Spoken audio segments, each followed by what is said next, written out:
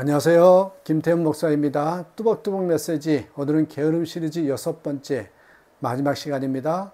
게으름 탈출법에 대해서 두 번째, 세 번째를 설계하겠습니다. 오늘 말씀 제목은 언젠가 신드롬에서 빨리 벗어나야 한다. 언젠가 신드롬에서 빨리 벗어나야 된다. 로마서 12장 11절에서 13절 말씀 가지고 뚜벅뚜벅 함께 걸어가겠습니다. 자, 게으름 탈출법 두 번째. 여러분, 몸뚱아리를 너무 아끼지 말라는 것입니다. 여러분, 참으로 몸을 잘 사용하면 몸이요, 몸을 제대로 사용하지 않으면 몸뚱아리라고 합니다. 그렇게 표현할 수가 있겠지요.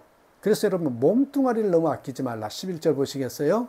부지런하여 게으르지 말고 열심을 품고 주를 섬기라. 게으름은 과도한 자기 보호에서 나옵니다. 빗나간 자기 사랑에서 그 뿌리가 있다고 말씀을 드렸죠. 우리는 내 자신을 물론 잘 관리하고 아껴야 합니다. 하지만 여러분 아셔야 돼요. 잘 관리하고 아껴서 그 후에는 그것을 가지고 하나님 뜻에 쓰임 받아야 합니다. 하나님의 자녀는 어려운 자리에 나아가는, 그래서 그 소명을 감당해 보는 그런 사람들입니다. 그러니까 한마디로 너무 내 몸뚱아리를 아끼면서 살지 말라는 것입니다. 그 건강한 몸 가지고 섬겨야 한다는 것입니다. 왜 하나님께서 건강을 주셨느냐? 그 건강한 몸 가지고 더 아프고 힘들어하는 사람을 섬기라고 건강을 주셨다라는 거죠. 목회를 하다 보면 힘들고 어려울 때가 있어요. 지칠 때가 있어요. 그때마다 저를 일으켜주는 그런 문자 한 구절이 있습니다. 조지 휘필드라는 목사님이 한 이야기인데, 나는 게으름으로 녹슬어 없어지는 인생이 되기보다는 마지막 순간까지 최선을 다하다가 닳아서 없어지는 인생이 되기를 소원한다고. 그러니까 녹슬어 없어지기보다는 닳아서 없어지는 인생이 되고 싶다라는 말씀입니다. 그렇습니다. 또한 이런 말이 있더군요. 농장의 가장 좋은 비료는 농부의 발자국이다. 그렇습니다, 여러분. 달란트 비유에도 보십시오. 마태복음 25장 24절 25절에 보시면, 한 달란트 받았던 자는 와서 이르되, 주인이여, 당신은 굳은 사람이라 심지 않는 데서 거두고 해치지 않는 데서 모으는 줄을 내가 알았으므로 두려워하여 나가서 당신의 달란트를 땅에 감추어 두었었나이다. 보소서 당신의 것을 가지셨나이다.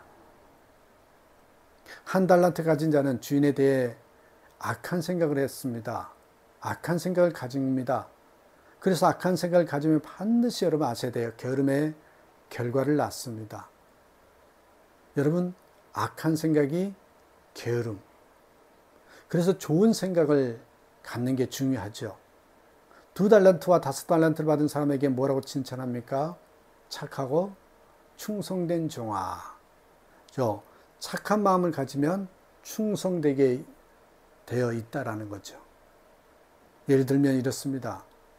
하나님이 좋으신 분이라는 그런 뜨거운 마음을 가진 사람에게는요, 저절로 하나님 말씀대로 살아보려는 충성됨이 나옵니다. 우리 교회는 좋은 교회라고 생각하면 여러분 그 교회를 위해서 섬기고 싶은 마음이 생기는 겁니다.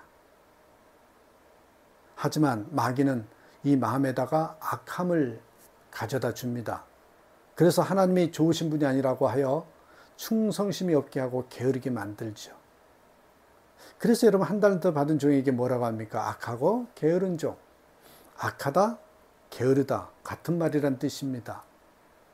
그러므로 게을러졌다면 아셔야 됩니다. 내 마음이 악해졌구나. 그것을 의미한다는 것이죠. 우리는 착하고 충성된 종이 되어야 합니다. 충성되면 착해지게 돼 있고, 착하면 충성할 수 있게 되는 것입니다. 우리는 자기 자신을 희생하면 마음이 착해지게 되고 충성스러운 삶을 살게 될 것입니다. 바꿔 말하면 여러분, 게으르면 마음이 악해지고 자기 사랑에 빠지게 됩니다. 그래서 자기밖에 모르는 사람이 됐지요. 자기 몸을, 그런 사람은 불사르는 것이 아니라 아낍니다. 아껴. 이것이 계속 연결되어 있습니다. 여러분, 오늘 마귀의 전략을 하나 소개하겠습니다. 제가 이름 붙인 것인데요. 언젠가 신드롬입니다. someday 신드롬. 언젠가는 하겠지. 언젠가는 하겠지. 자꾸 마귀가 우리 머릿속에, 우리 생각 속에 그걸 집어넣습니다. 하지만 아시죠?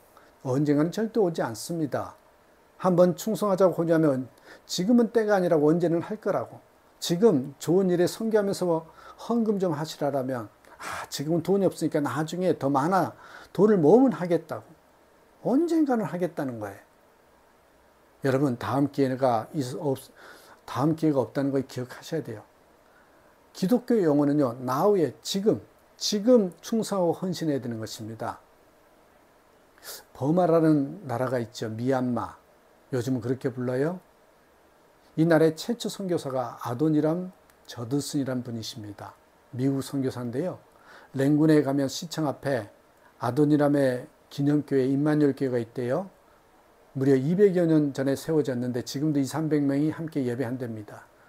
여러분 이 버마는 예수 믿으면 핍박하는 나라 중에 하나라고 합니다. 이분의 이야기인데 아도니람은 버마에 1812년에 떠나요. 이때가 아도니람이 결혼한 지 12일째 되는 날입니다. 결혼하자마자 마치 신혼여행을 버마로 간 것입니다. 그의 유명한 편지가 있습니다. 결혼 승낙을 요청하면서 장인 어른에게 보낸 편지입니다. 한번 들어보실래요? 감히 여쭈겠습니다. 내년 이른봄에 딸을 버마로 보낼 수 있는지요? 어쩌면 다시는 따님을 보지 못할 수도 있습니다. 그리고 버마에 보내면 어려운 선교사의 아내의 삶을 살아야 됩니다. 모든 것이 부족한 삶이고 죽음을 경험할 수도 있습니다. 천국에 보내실 수 있습니다. 그래도 따님을 보내실 수 있으신지요? 이런 유행의 글이었어요. 이 편지를 받고 장인 어른은 딸을 보냅니다. 저는 이 글을 보면서 아도니람도 대단하고 그 아내도 대단하고 그의 아버님도 대단하다는 생각을 했습니다. 선교는 그냥 하는 것이 아닙니다. 아도니람 저드슨은 목숨을 걸고 선교한 것입니다. 그 당시 아내 나이가 21살이었답니다. 또 미국에서 버마까지 갔는데 6개월 동안 배를 탔어야 했답니다. 여러분, 그의 가족의 대가도 있었음을 알 수 있습니다. 여기서 말하는 것이 무엇입니까? 자기 자신을 아끼지 않았기 때문에 선교가 가능했다. 우리에게 질문을 던져보아야 합니다. 나는 나의 건강을 가지고 무엇을 하고 있는지, 나는 나의 소유를 가지고 무엇하려고 하는지. 하나님은 희생을 요구하십니다. 세상에 쌓는 것이 아니라 천국을 위해서 우리를 희생해야 되는데 과연 우리는 하나님 나라를 위해서 갈 수 있는 그런 씨앗들을 심고 있는지 한번 자신에게 물어보아야 합니다. 하나만 짧게 더 소개할까요? 게으름 탈출법 세 번째, 어떤 인생이든 반드시 평가가 있다는 것을 잊지 말라. 어떤 인생이든지 마지막에는 평가가 있다는 것이죠. 12절 13절 보십시오. 소만 중에 즐거워하며 환난 중에 참으며 기도에 항상 힘쓰며 성도들의 쓸 것을 공급하며 손대접하기를 힘쓰라. 인생에는 끝이 있습니다. 이것을 잊으면 안 됩니다. 그래서 언젠가는 하겠지요. 이런 마음으로 살면 안 됩니다. 지금만이 기회입니다.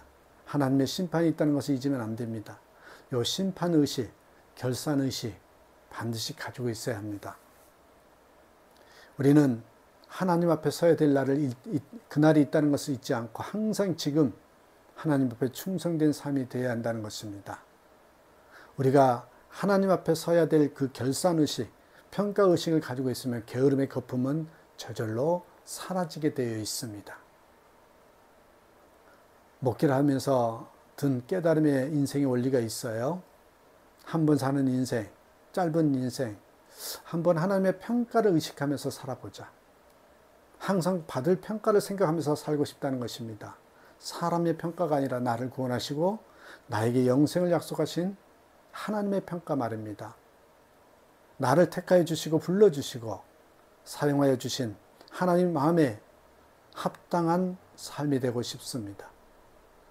무엇이 나를 구원하신 하나님을 기쁘시게 할 수 있을까를 생각할 때마다 예수님이 명하신 절대 명령을 따르는 삶을 살아야 한다는 결심을 하게 됩니다. 주님이 원하시는 복음의 전도에 그런 열매를 많이 맺는 인생이 되고 싶습니다. 이런 시가 있습니다. 마지막으로 이 시를 읽어드림으로써 게으름 시리즈를 마치겠습니다. 정말 오랜만에 극장에 갔습니다.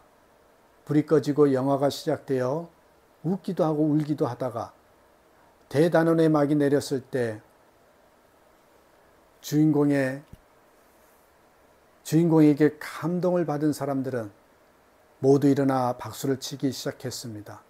불이 켜지고 박수를 치던 사람들은 하나둘씩 돌아가 버려 텅 빈 객석에 혼자 남게 되었을 때 나는 문득 이런 생각이 들었습니다. 내 인생이 끝나고 막이 내리면 누가 나의 인생을 위해 박수를 쳐 줄 것인가? 주님, 당신이십니까? 주님은 반드시 다시 오시고, 그리고 다시 오실 때에 주님은 모든 그리스도인을 두 종류로 평가하실 겁니다. 그때 주님께로부터 이 악하고 게으르고 무익한 종아라는 평가 대신에 착하고 충성된 종아 잘했다, 이 최종 평가를 받는 저와 여러분의 삶이 되시기를 주님의 이름으로 축복합니다. 감사합니다.